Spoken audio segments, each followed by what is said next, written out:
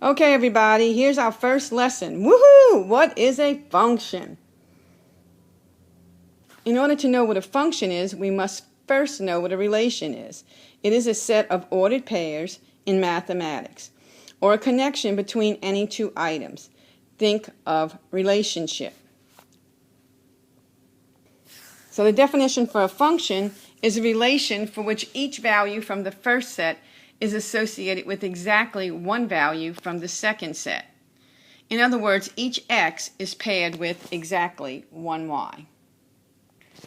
Here are some numerical representations. First, we have a set of ordered pairs, 2, 5, 3, 8, 5, 12. Notice each x has exactly one y. If, for example, we had another ordered pair, 2, 9, this would no longer be a function because 2 would be paired with 5 as well as with 9. So in order to remain a function, we would have to remove that ordered pair.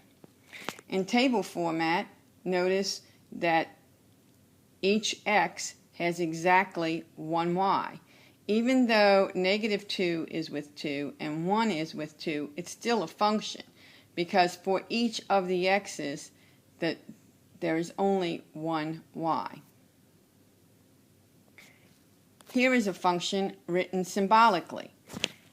ABC is the first set, 1, 2, 3 is the second set, and each of the items in the first set is paired with exactly one of the items in the second set. However, if, for instance, we had C also with 1, it would still be a function.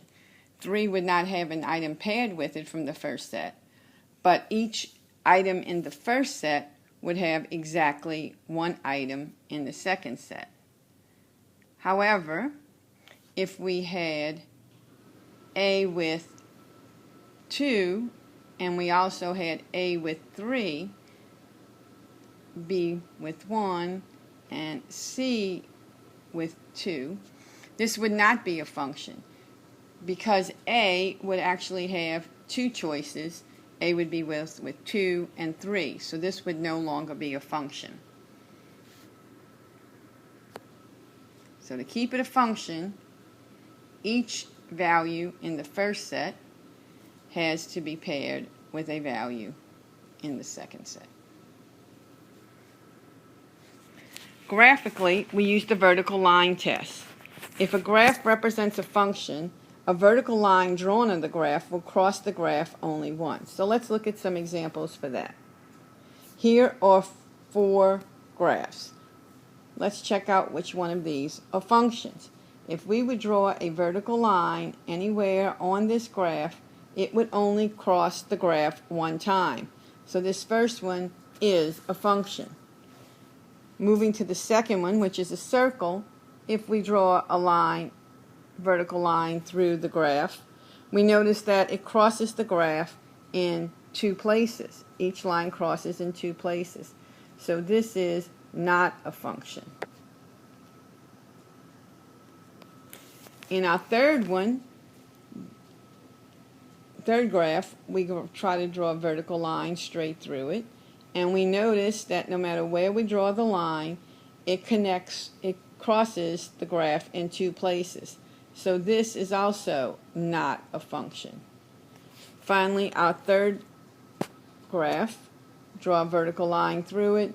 Notice no matter where we draw our vertical line, it only goes through once. So this is a function. It's important that we understand function notation.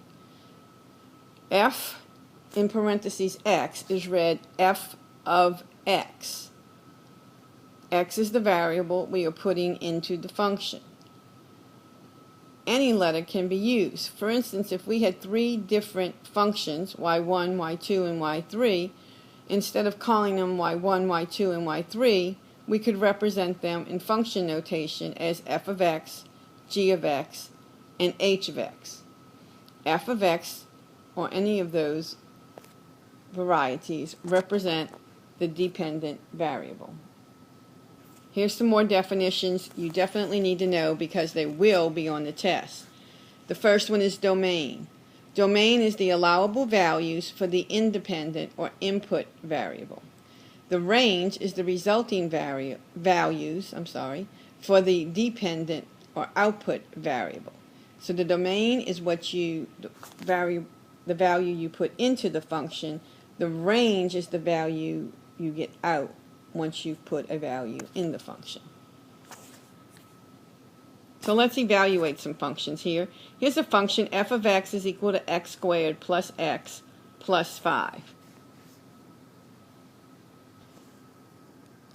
What we're going to do now is we're going to look at f of 2, which simply means that we put 2 in place of x. So we have 2 squared plus 2 plus 5, and that's going to give us 11. We can put another value in for x. Let's put negative 4. We put negative 4 squared plus a negative 4 plus 5, and that's going to give us the value 17. Because negative 4 squared is 16, minus 4 is 12, plus 5 is 17. We can also put another expression into the function, such as x plus 2. We would say x plus 2 squared plus x plus 2 plus 5. We would multiply those together, and we would get x squared plus 4x plus 4 plus x plus 2 plus 5, giving us x squared plus 4x, plus 5x, because 4x plus x gives us 5x.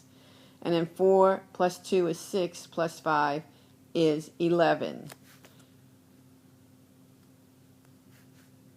This is something you should have done in Algebra 1 and should be easy for you to accomplish.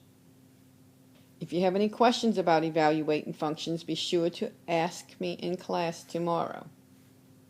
So that's it for today's lesson. Have a great evening. See you tomorrow in class.